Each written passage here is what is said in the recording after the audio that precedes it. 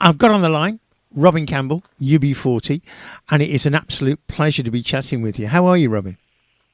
I'm very good. How are you, sir? Excellent, thank you. Good. I got to take you right back because I want to find out. Ian and Lorna, your mum and dad, Wow.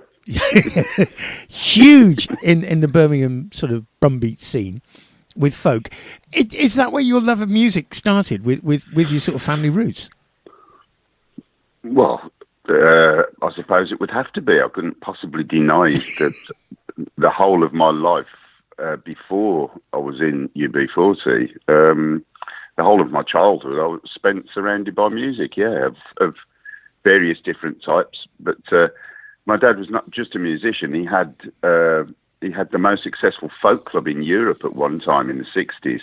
The Jugger Punch. And the Jugger Punch, indeed, yeah. So we were forever hearing different musicians, different kinds of music, and people who played at my dad's club. You know, they used to end up staying at our house, and so you'd get up in the morning and find, I don't know, Paul Simon or Billy Connolly or somebody strange sleeping in the house, you know. And there was always music, always, not only were the group that used to rehearse in the house, but other bands used to come and sing and play, and there was always music going on. So, of course, that has to have had some effect, even if subconsciously, you know. I never wanted to be a folk musician. No. I fell in love with reggae when I was about 12 or 13 years old, basically when it was invented. And for me, that was, to my father's great dismay, it was the only kind of music that I ever wanted to play. Now, the band was formed in about 78, I think, 1978, UB40 got together. The summer of 78, yeah. And that sort of time, that late 70s, early 80s, was a huge melting pot for music in Birmingham. I mean, yeah, okay, I remember it. There were so many influences. I mean, did you get involved in the parties, the blues parties and things like that?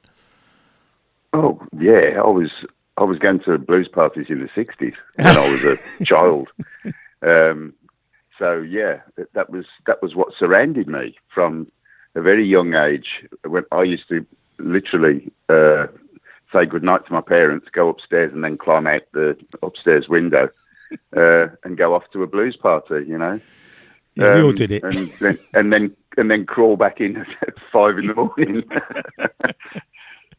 But yeah, that was absolutely the music that was surrounding us. Where we lived was a sort of high immigrant population, so we were surrounded by Jamaican pop music and Asian pop music, which was the sort of Bollywood type of music, the you know, from the movies. Yeah, well, even before Bhangra was invented. But yeah, we heard all that, but Jamaican pop music was the one, you know, that worked for us because it was the sexy dance music, you know, and that was the one that turned us on. Now, but I mean, Birmingham has always been a melting pot for music, not just in the 70s, but the 60s and probably earlier too, you know. If you look at the history of the bands that have come out of Birmingham, it's a very rich one. And it's, I think, because it's like London and Manchester, Liverpool, they are melting pot areas, you know. They're high immigrant areas, and you get a lot of cultural exchange.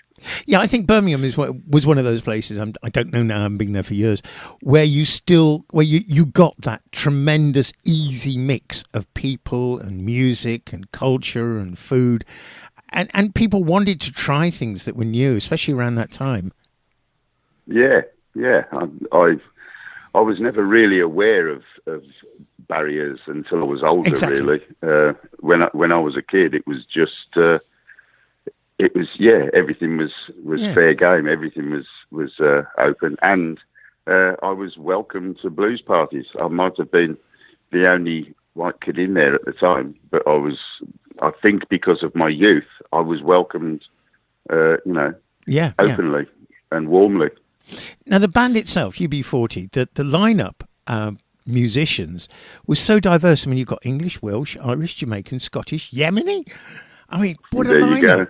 There's that melting pot. Well, That's exactly the point. Yeah, that's exactly. The area that we lived in, if you grabbed 8 kids off the street, then that's likely the sort of mix that you would get. We're pretty well representative of the area we come from. Yeah. And as you say, there's your melting pot right there. Now, when the band started, once again, you were one of the only, I think it was 2 of you, wasn't it, that actually had jobs. And you were quite reluctant because you didn't know whether this was going to work. Is that true? Well, I very much wanted to be part of it, but I wasn't at all sure that they were going to take it seriously, really. The thing was, there were only a couple of us could actually play instruments at all. Brian played saxophone. He'd had some saxophone lessons, so he was playing saxophone. I'd played guitar because of the folk scene, because of the influence of my father. My uncle taught me guitar chords when I was a kid. So I'd always, strummed around on a guitar. But really, everybody else was starting from scratch. So from my point of view, it had to be taken very seriously. And the first time we got together, it was such a noise. Nobody was playing together. Everyone was doing their own thing. And I just thought, it's never going to happen. This is madness. What are we thinking? And I left for, I think, about 2 or 3 months. And Jimmy and Earl and Ali and Brian, I think, stayed together and just worked their socks off. And they came and got me a few months later and said, look, we're starting to make a noise that sounds something like music now. Do you want to come and have a listen? So I went back, and I was astonished that they actually were making music, and they'd done it themselves, and I was so impressed that I said, yep, I'm in for definite. And so, I was back in.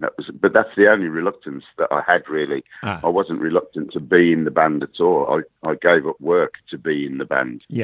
And did it gladly, And all of us that were working, I think there were only 2 of us working at the time, we gave up our jobs to be in the band because we had to give it our full time, 5 days a week, morning till night. That's what we did. We played together and learned together. And that there is a story that is attached to UB40 that they got the name because most of you were unemployed. Is that right? Yeah, absolutely. Yeah, we all had a UB40 card, and it was a friend of ours who also had a card. Said, we were trying to think of names for the band, and they weren't very good ones. And a friend of ours said, we've all got one of these cards. Why don't you call yourselves UB40? And it actually seemed like a bit of a strange name to us at the time, but it turned out to be marketing genius. Yes, but we had no idea. Absolute brilliance. I mean, there is such a thing, you say UB40, everybody knows exactly who it is, what it is, and what they're going to sound like, which is the most brilliant thing about it. Now, you conquered the UK in I don't know, it was just so simple. You heard music and you just went, food for thought, yeah, brilliant, that is excellent. Although I know it is Jamaican influence and it does come from reggae, there is an individual sound, really, that UB40 have created for themselves. Is that something which was conscious, or did it just flow from? No, I don't think so. I don't think it was conscious at all. I think we were trying very hard to sound like a Jamaican reggae band, but we come from Birmingham, England, so it's different. It's just the same as, I don't know, the Rolling Stones were trying to play blues from America, but they ended up sounding like the Rolling Stones, The Beatles were trying to play rhythm and blues from America, and they ended up sounding like the Beatles.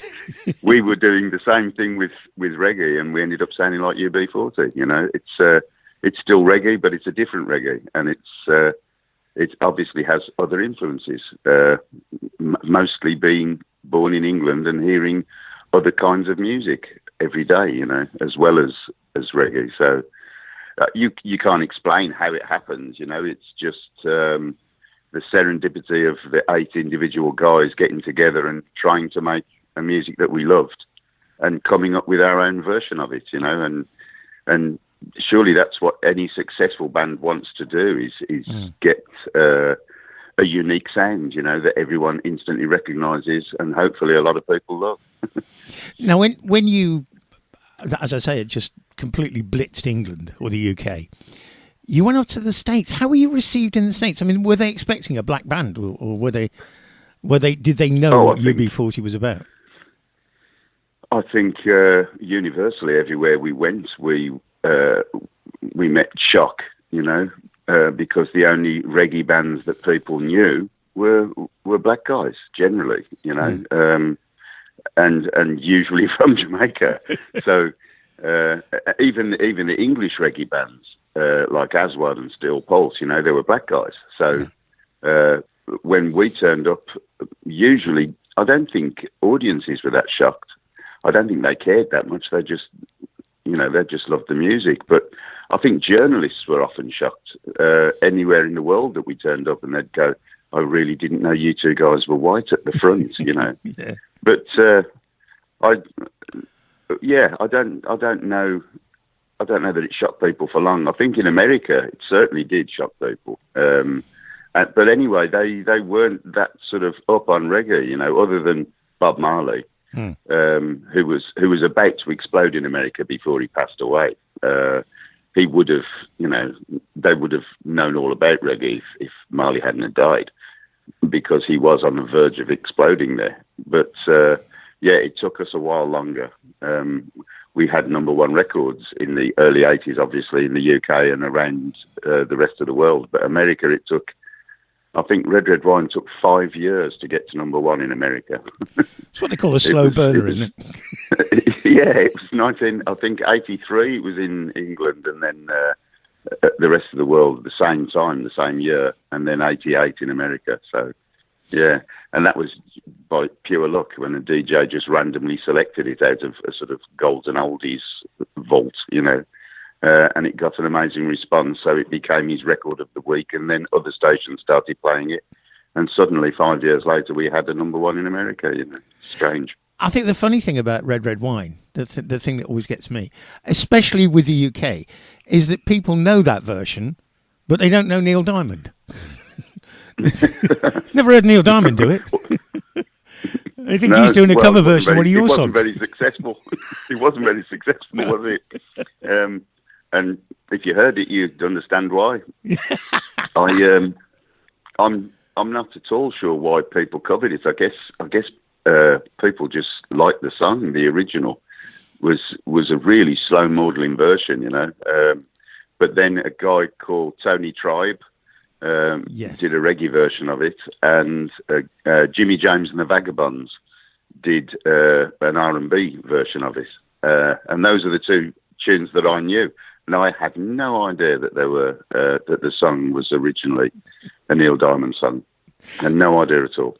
Crazy, isn't it?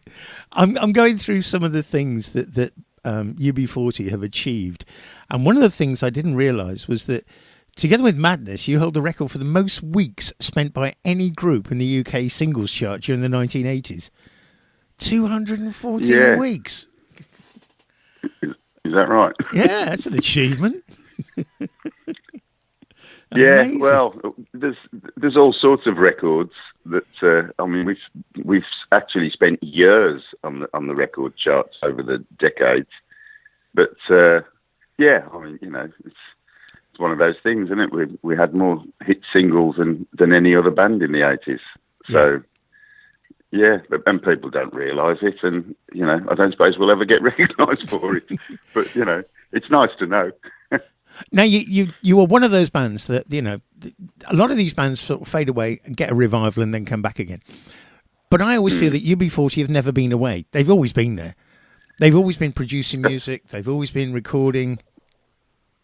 Yeah, that's absolutely true. We've never stopped. And many of our contemporaries sort of took a hiatus, or split, and have come back again in later years, which is great, But yeah, we never stopped. We just, which is why we hold those records, I guess, is because we just kept going, We've never wanted to do anything else. We've never never stopped touring. I think, the longest I think we took a year off from anything in the mid-90s after the Promises and Lies tour, which exhausted us. We were away from home for 4 years out of 6, I think. Wow.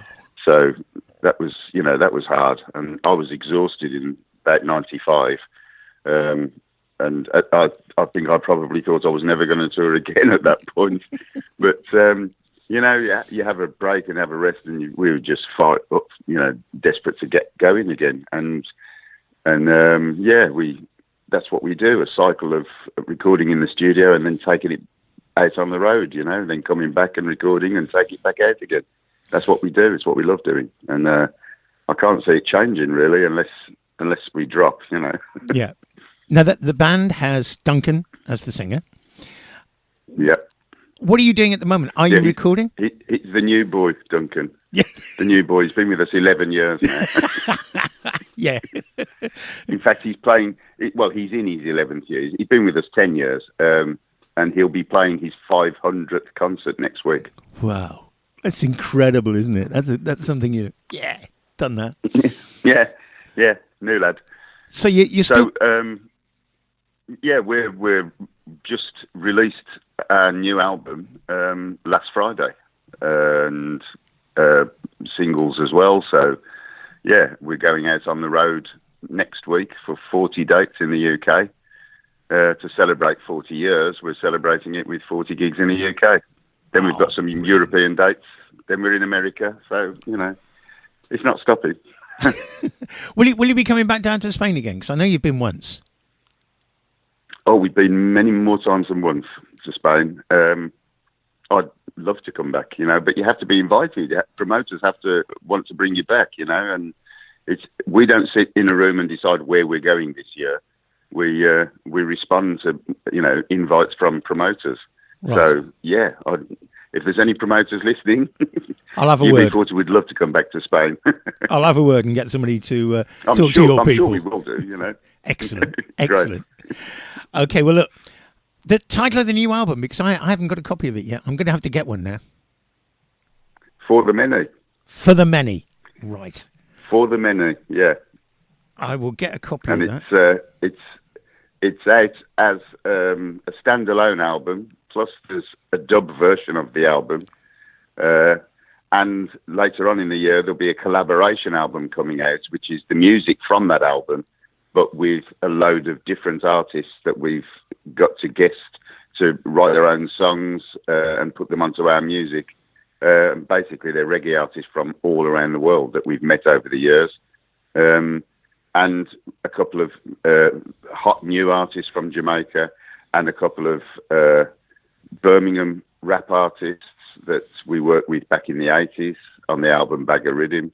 We've dug them out again, found them, and recorded with them. And it's a very eclectic mix of very many different styles of reggae, from New Zealand reggae band to an Indian reggae band. Oh, excellent! To, Jamaican and all sorts in between. It's been great fun making it, and it just shows how eclectic reggae is now. It's a fabulous project. I don't know when it's coming out, but that will be out later in the year. I should keep my eyes open for that. It's actually, possibly we might even do a triple version of the album as a celebratory thing. Wow, that would be fun. Yeah, Robin, it's been absolutely magic talking to you. Thank you so much. My pleasure. And I can't wait. I've got to see you. I've got to get to see you again, because I saw you last time you were down here on the southern bit of Spain. So all power with the tour. Great with the albums. I'm going to dig that one out and get a couple of tracks off that. And hopefully we'll speak to you soon. Great stuff. Lovely talking to you. Thanks a lot, mate. All the best. Cheers now. Pleasure. Cheers. Bye-bye.